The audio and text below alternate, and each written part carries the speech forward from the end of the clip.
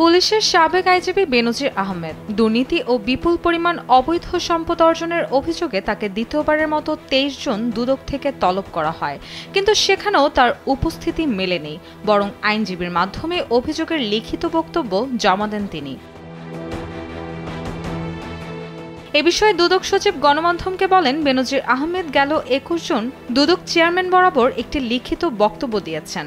এবারে চিঠিতে নতুন করে সময়ের আবেদন না করে তার অভিযোগগুলোর বিষয়ে ব্যাখ্যা দেওয়ার চেষ্টা করেছেন। একাধিক সূত্রে জানা যায়, বেনজির আহমেদ সপরিবারে বিদেশ গেছেন, এখনও দেশে ফেরেননি। অন্যদিকে বেনজিরের আইনজীবী শাহ মঞ্জুরুল হকের সঙ্গে যোগাযোগ করা হলেও তার কোনো বক্তব্য পাওয়া যায়নি। স্যান্ডেলিনা সো, রূপচর্চায় আভিজাত্য।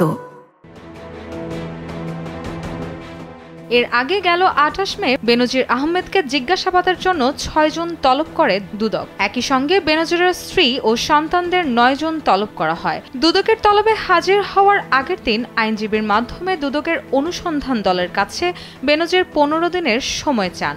এরপর বেনজির আহমেদকে ২৩ জন এবং তার স্ত্রী ও ২ কন্যাকে ২৪ জন জিজ্ঞাসাবাদ করার কথা থাকলেও সেখানেও তিনি হাজির হননি। গেল ৩১ মার্চ বেনজিরের ঘরে আলাদিনের চেরাগ এবং ৩ এপ্রিল বোনের জমিতে বেনজিরের রিসোর্ট শিরোনামে একটি দৈনিক পত্রিকায় প্রতিবেদন প্রকাশিত হয়। এতে সাবেক আইজিপি বেনজির আহমেদ ও তার পরিবারের সদস্যদের বিরুদ্ধে অবৈধ সম্পদ অর্জনের অভিযোগ উঠে আসে। অভিযোগ যাচাই বাছাই শেষে অনুসন্ধানের সিদ্ধান্ত নেয় দুদক।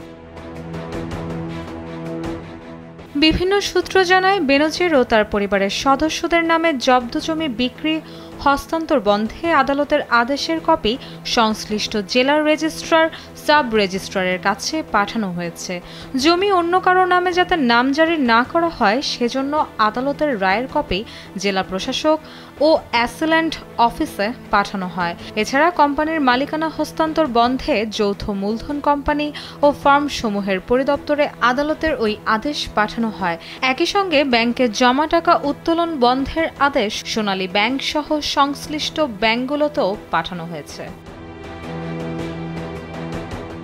এর আগে ২৩ মে সাবেক আইজিপি বেনজির আহমেদের ৮৩টি দলিলের সম্পত্তি ও ৩৩টি ব্যাংক হিসাব জব্দের নির্দেশ দেয় আদালত। অন্যদিকে ২৬ মে আদালত বেনজির ও তার পরিবারের সদস্যদের নামের ১১৯টি জমির দলিল, ২৩টি কোম্পানির শেয়ার ও গুলশানের ৪টি ফ্ল্যাট জব্দের আদেশ দেন। সব মিলিয়ে তাদের নামে থাকা ৬২৭ বিঘা জমি ক্রয় করা হয়েছে। এরই ধারাবাহিকতায় পুলিশের সাবেক মহাপরিদর্শক বেনজির আহমেদ ও তার স্ত্রী সন্তানদের স্থাবর সম্পদ জব্দ ও ব্যাংক হিসাব জব্দের আদেশ কার্যকর চলমান রয়েছে। ইতোমধ্যে রিসিভারও নিয়োগ করা হয়েছে। রুশা সুর, কালবেলা।